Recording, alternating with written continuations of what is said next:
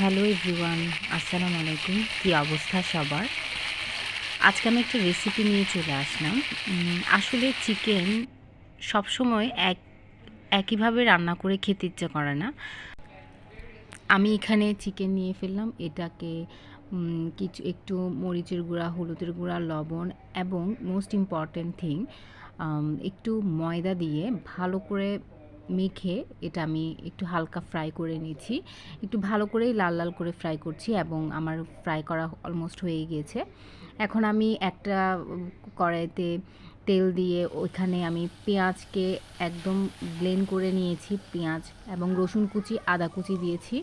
এখানে আমি টমেটো কুচি দিয়েছি, ধনেপাতা কুচি দিয়েছি। ধনেপাতাটা আমরা লাস্টে দিই, বাট আমি এখানে ফার্স্টে দিয়েছি, কারণ কি ধনেপাতার স্মেলটা অনেক ভালো লাগে এখানে।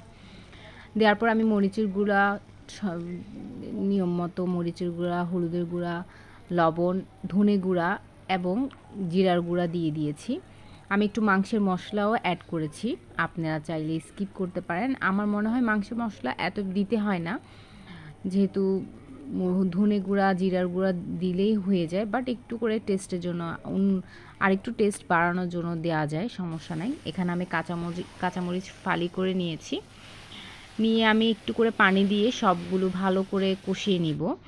আমার একটু ধনে গুঁড়া কম হয়েছিল, আমি আবার পরে অ্যাড করে দিয়েছি। আমার সবগুলো মিক্স করে আমি একটু করে পানি দিয়ে এগুলোকে ভালো করে কষিয়ে নিব। উপরে যতক্ষণ নয় তেল উপরে উঠে আসবে, আমি ততক্ষণ এটাকে একটু করে ভালো করে কষিয়ে নিচ্ছি। কষানো হয়ে যাওয়ার পরে আমি এখানে মুরগিটা অ্যাড করে দিব। মুরগিটা আমি অ্যাড করে দেওয়ার পরে ভালো করে কষিয়ে নিব, কোনো পানি দেওয়া যাবে না। আমি ফার্স্টে মুরগিটা ভালো করে কষিয়ে নিব, যাতে করে এখানের সব মশলার স্মেলটা যেন মাংসের মধ্যে ঢুকে। এজন্য আমি ভালো করে কষিয়ে নিব। আমার যখন কষানো হয়ে যাবে তখন আমি পর্যাপ্ত পরিমাণের পানি দিয়ে দিব। আমার কষানো অলমোস্ট হয়ে গিয়েছে, আমি এখন পর্যাপ্ত পরিমাণের পানি দিয়ে দিব। এখানে বেশি পানি দিতে যাবেন না, তাহলে টেস্টটা চলে যাবে। একটু মাখা মাখা করে রাখবেন, মাখা মাখা করে রাখলে খেতে কিন্তু ভালো লাগে। আমার মাংসটা অলমোস্ট হয়ে এসেছে।